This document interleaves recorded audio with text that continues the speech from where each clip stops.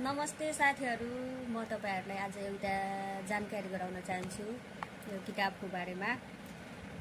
जुन आज यो किताब पोखरा डेलिभरी गरेको बुटोल आइपुगेको छ। मेरो कान्छी बहिनीले डेलिभरी गरेर छिन्।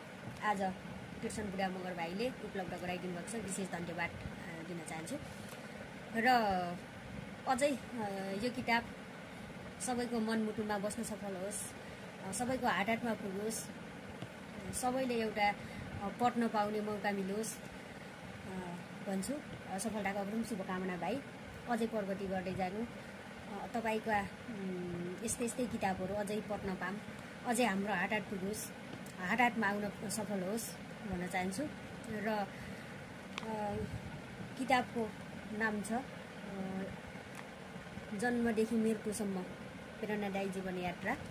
यो किताबको नाम। यो किताबको नाम हेर्दा नै कस्तो लाग्यो मलाई। पढौँ जस्तो लाग्यो। अझै भित्र पढ्न बाँकी नै छ। र यसको पाठ कतिवटा छ?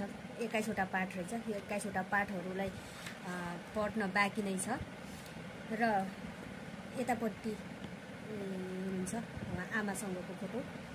यो फोटो हेर्दा पनि एकदमै आमाप्रतिको माया ममता के हो त भन्ने एउटा यो फोटोले पनि बुझायो र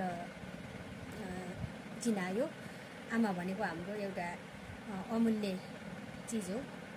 र यतापट्टि छ यो कृष्ण बुढा मगर भाइको फोटो। सफलताको पनि शुभकामना भाइ। अझै प्रगति गर्दै जानु। तपाईको किताबहरू यस्तै किताबहरू सबैको हातमा, सबैको मनमुटासमा बस्न सफल होस्। अन्य किताबहरू पनि पढ्न पाऊँ, हामीले हाम्रो हातमा आउन सफल होस्।